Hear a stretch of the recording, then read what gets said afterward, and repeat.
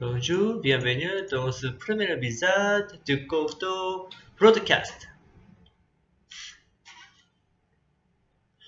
Merci d'être avec moi aujourd'hui. Je suis très content que vous écoutez ce podcast. Et pour commencer, je vais vous présenter l'idée de ce podcast.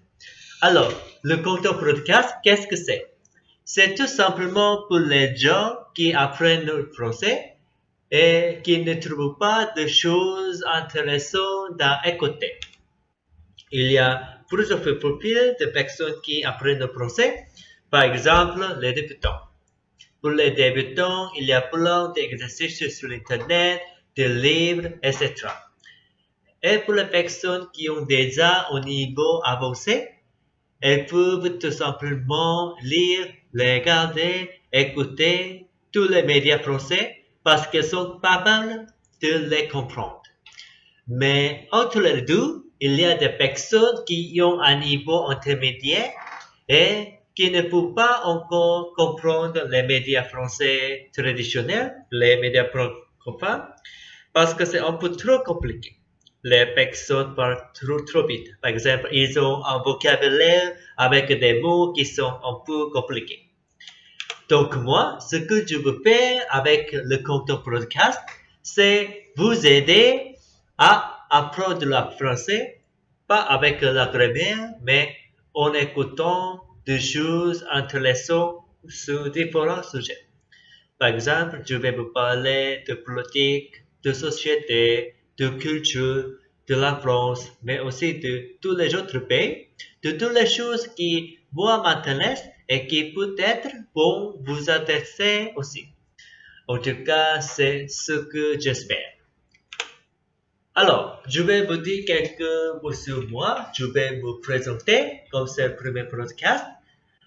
Moi, je m'appelle Hugo, je suis professeur en Pologne, à Varsovie. C'est la capitale de la Pologne, depuis plus d'années. Comme je vous l'ai dit, je fais ce podcast spécialement pour les personnes qui apprennent le français et qui ont un niveau, je dirais, intermédiaire. Si ces personnes-ci vous écoutez ce podcast, vous allez pouvoir comprendre de plus en plus de choses. Alors, la première fois qu'on écoute, c'est normal de ne pas tout comprendre. Il faut écouter 2 fois, 3 fois, 4 fois, et plus vous écouterez, plus vous comprendrez. C'est logique. Et si jamais il y a des mots ou des extraits que vous n'avez pas pour comprendre, vous pouvez utiliser la transcription de ce podcast.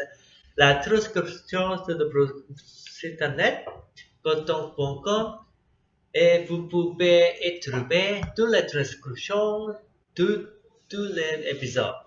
Aujourd'hui, on va parler de langue. Comment apprendre une langue?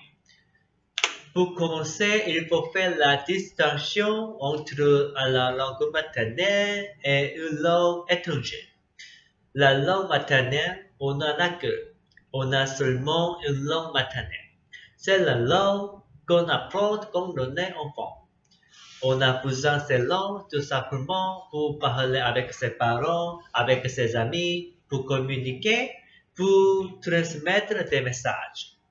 Les langues étrangères, ce sont les autres langues. En général, on apprend les langues étrangères à l'école. Par exemple, en France, à l'école, on apprend l'anglais, l'allemand, l'espagnol, l'italien. Comment est-ce qu'on apprend ces étrangers? Généralement, il y a un professeur et ce professeur essaie de transmettre, d'expliquer comment fonctionne la langue. Des fois, ça fonctionne et des fois, ça ne marche pas très bien, malheureusement. Alors, évidemment, maintenant, il existe plein de méthodes différentes pour apprendre une langue étrangère. Vous pouvez apprendre à l'école, mais vous pouvez aussi avoir un professeur particulier. Vous pouvez essayer d'apprendre tout seul en autonomie. Vous pouvez utiliser des applications, des livres, des podcasts, des vidéos, etc., etc. Maintenant, il y a plein de méthodes pour apprendre une langue.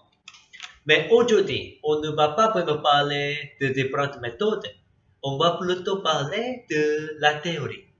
Et quand on parle de la théorie de l'apprentissage de langue, il y a une personne qui est vraiment très importante et très intéressante. C'est le professeur Stepan Kasha. Ce professeur, il travaille à l'université à Californie du Sud, à USA. Et il est spécialiste des théories de l'apprentissage de langue. L'apprentissage de langue, ça veut dire apprendre une langue étrangère.